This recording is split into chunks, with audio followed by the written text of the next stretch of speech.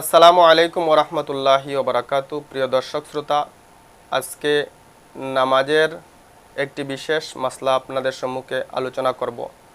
যদি ইমাম সাহেব অথবা এককভাবে নামাজ আদায়কারী ব্যক্তি প্রথম রাকাতে, ফরজ নামাজের প্রথম রাকাতে কুল আউযু বিরাব্বিন নাস পাঠ করে, তাহলে সে দ্বিতীয় রাকাতে কি করবে? তো এই বিষয়ে জানার পূর্বে আমাদের একটি মাসলা জানা খুবই জরুরি, যে আমরা নমাজের মধ্যে যে তরতিবের সাথে যে কিরাত পাঠ করি, যেমন প্রথম রাকাতে যদি আমরা আরাইতাল্লাজি পাঠ করি, তাহলে দ্বিতীয় রাকাতে আমরা ইন্না আতইনা কাল কাউসার পাঠ করব, অথবা কুল ইয়া আইয়ুহাল কাফিরুন, অথবা ইজাজা, অথবা তাব্বাত ইয়াদা, এইভাবে পাঠ করা হচ্ছে ওয়াজিব। আর এটার উল্টা অথবা খিলাফ করা মকরুহে তাহরিমি নাজায়েজ।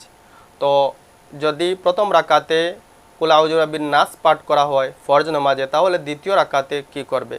এই বিষয়ে ফতোয়ায়ে শামির মধ্যে এবং ফতোয়ার বিভিন্ন কিতাবের মধ্যে এইভাবে উল্লেখ করা হয়েছে যে কেউ যদি প্রথম রাকাতে সূরা নাস পড়ে, তাহলে দ্বিতীয় রাকাতে সে আবার সূরা নাস পাঠ করবে, আবার দ্বিতীয় রাকাতে সূরা নাস পাঠ করতে হবে, নতুবা এটা মকরুহে তাহরিমি হয়ে যাবে। একটি সূরা নামাজের মধ্যে বারবার পাঠ করা, অর্থাৎ প্রথম রাকাতে যদি আপনি সূরা নাস পাঠ করেন, তাহলে ভুলবশত আপনি দ্বিতীয় রাকাতে আবার যদি সূরা নাস পাঠ করেন, তাহলে এটা মকরু হবে না।